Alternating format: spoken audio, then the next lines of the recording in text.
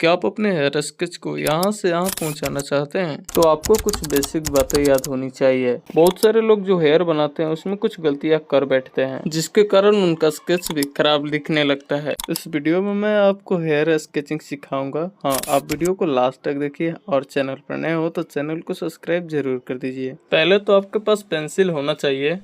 अरे कहना क्या चाहते हो? आपके पास चारकोल पेंसिल होना चाहिए। जब भी आप हेयर बनाए तो आप चारकोल पेंसिल का ही यूज करें। और आप जब भी हेयर का आउटलाइन बनाए तो हेयर का डिजाइन जिस तरह हो उसी प्रकार उसका आउटलाइन भी बनाए। तो अभी मैं हेयर का स्केच कर रहा हूँ चारकोल पेंसिल से। जिस तरह मैंने आउटलाइन बनाया उसी प्रकार इसको भी हम लोग मूव करते चलेंगे, जिससे हमें हेयर का डायरेक्शन पता चलेगा।